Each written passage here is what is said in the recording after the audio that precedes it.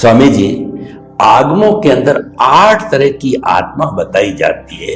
ज्ञान आत्मा, दर्शन आत्मा, कषाय आत्मा, इस तरीके से जो है 8 तरह की आत्माएं, उनका विवरण विशद रूप से आता है। और कई लोग 2 तरह की आत्मा भी बताते हैं, धार्मिक वाले संसारी आत्मा और बद्ध आत्मा। और कई लोग जो है बहिर आत्मा, अंतर आत्मा और परमात्मा भी बताया जाता है। अलग अलग तरीके से अलग अलग दर्शनों में आत्मा का विवरण आता है। परंतु ये जो प्रतिष्ठित आत्मा की जब बात मैंने अखिल भारतीय दर्शन परिषद 55 तरह के धर्म दर्शन जो पढ़ाने वाले प्रोफेसर के सामने खुली अधिवेशन में ये बात रखी, ज्ञान संसद में रखी, तो वो कह रहे अद्भुत, ये क्या चीज है। तो मैंने अपने तरीके से समझाने की कोशिश की, स्वामी जी आप प्रतिष्ठित आत्मा के बारे में पूरा खोल के बताइए, क्योंकि ये आपकी दादा भगवान की एक नई खोज है और ये खोज पुरुषार्थ से जुड़ी हुई है।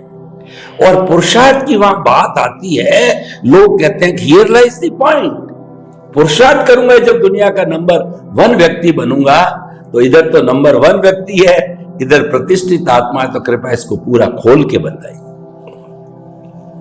प्रश्न के लिए धन्यवाद।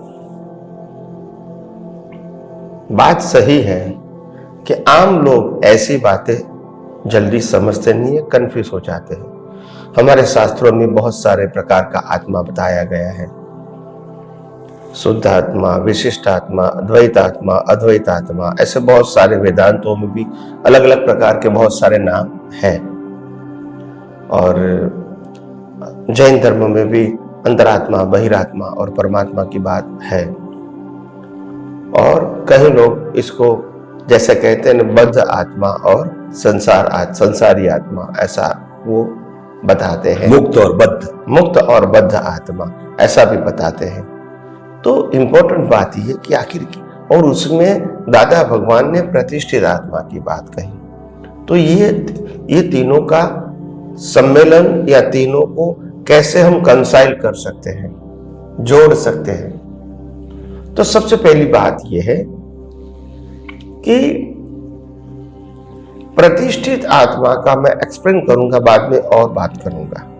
प्रतिष्ठित आत्मा का मतलब होता है नए कर्मों की प्रतिष्ठा करने वाला, जिससे नया जन्म मिलेगा, जो कॉजल बॉडी तैयार करेगा उसके आधार से इफेक्ट बॉडी मिलेगा। तो प्रतिष्ठित आत्मा नई प्रतिष्ठा करता है, राग से, द्वेष से, क्रोध से, मान से, माया, लोभ से और मूलतः अज्ञान से। मिथ्या ज्ञान, मिथ्या दर्शन और मौन कर्म से नई प्रतिष्ठा करता रहता है, और इसीलिए नया कॉजल बॉडी बनता है, जिसके आधार से कुदरत नया इफेक्ट बॉडी देता है, जिसको हम रीबर्थ कहते हैं। तो ये प्रतिष्ठित आत्मा का रोल 2 है, या तो नया बर्थ बनाना अज्ञानता के बस, मिथ्या ज्ञान, मिथ्या दर्शन, मोहनीय कर्म के बस।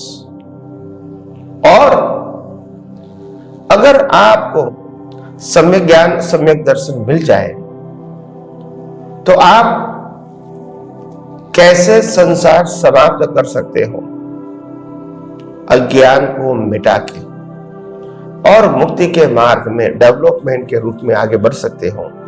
यह भी रोल लाइव प्रतिष्ठित आत्मा का है, दोनों प्रकार का रोल। मगर यहां भी 3 प्रकार के आत्मा जो जैनिज्म में बताया गया है कि परमात्मा का मतलब मूल आत्मा, अंतरात्मा का मतलब लाइव प्रतिष्ठित आत्मा, और बहिरात्मा का मतलब होता है प्रकृति। ये तीनों का कॉम्बिनेशन इस प्रकार से बताया गया है। इसमें अंतरात्मा की बहुत वैल्यू है। हमारे व्यवहार में भी लोग कहते हैं हम अंतरात्मा की आवाज से बात करते हैं, हालांकि वो यथार्थ अर्थ नहीं समझते हैं, फिर भी शब्द प्रयोग करते हैं। तो तीनों आत्मा अलग नहीं है, आत्मा तो एक है, बाकी दोनों अवस्था है। प्रतिष्ठित आत्मा भी वो आत्मा नहीं है, और बहिरात्मा भी आत्मा नहीं है। एक कैटेगरी बताई गई, एक फेसिस बताया। मूल आत्मा के हाजिरी में 2 फेसिस होता है। उसके आगे लोग कहते हैं कि बद्ध आत्मा और दूसरा है मुक्त आत्मा और बद्ध आत्मा। मुक्त का मतलब जो जन्म मरण के बंधनों से मुक्त हो गया वो मुक्त आत्मा है, और बद्ध आत्मा का मतलब जन्म मरण के चक्कर में फंसा हुआ है वो बद्ध आत्मा है, जो चारों गतियों में घूमता रहता है। मगर दादा भगवान ने भी एक प्रकार से दूसरे 3 आत्मा की बात कही है।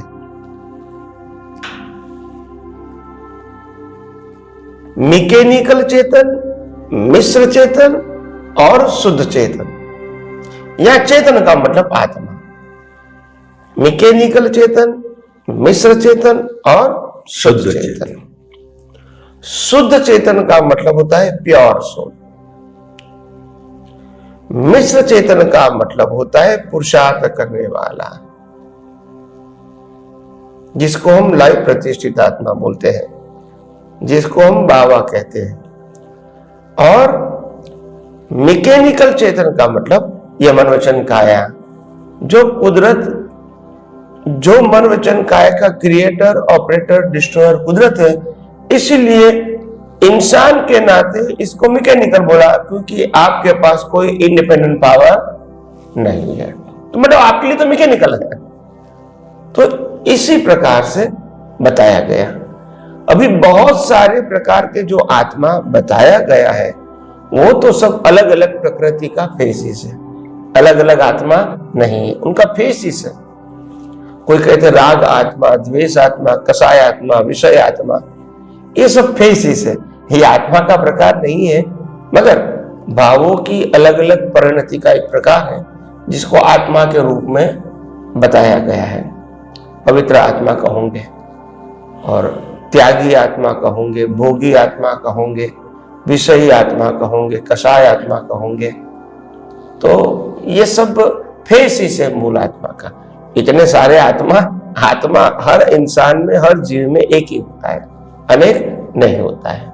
तो इसीलिए इस प्रकार के जो आत्मा की जो बात होती है, मैं समझता हूं कि ये आत्मा मूलतः एक ही है।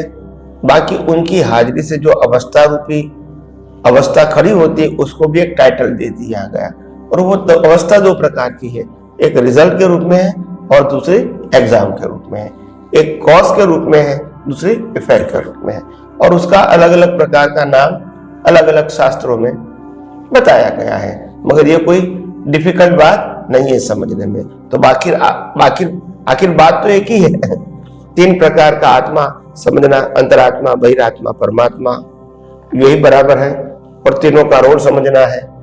तो मैं समझता हूं कि आध्यात्म मार्ग में आगे बढ़ने में आपको बहुत कुछ सहायता मिलेगी। स्वामी जी आपका बहुत बहुत धन्यवाद। 3 जो आत्मा के स्तर है, लेवल्स है। मूल आत्मा द्रव्य रूप के अंदर है जो परमात्मा है, शुद्धात्मा है, और दूसरा अंतरात्मा है जो कि पुरुषार्थ करवाती है, वही प्रतिष्ठित आत्मा है। क्योंकि पुरुषार्थ के बिना कुछ होता नहीं है। संसार का भी पुरुषार्थ होता है और दृष्टि का भी पुरुषार्थ होता है, जो कि हमको मुक्ति तक ले जाता है। तो वो प्रतिष्ठित आत्मा अंतरात्मा का ही रूप है। और तीसरी हमारी प्रकृति, यानी कि जो मैकेनिकल मोड के अंदर है, वो हमारा बहिरात्मा कहिए, मैकेनिकल मोड की ये पुतला कहिए, रिलेटिव कहिए, मन वचन काया के रूप में कहिए। बहुत सुंदर आपने समाधान दिया। एक ही चीज है, अब धीरे धीरे ये बात क्लियर होती जा रही है।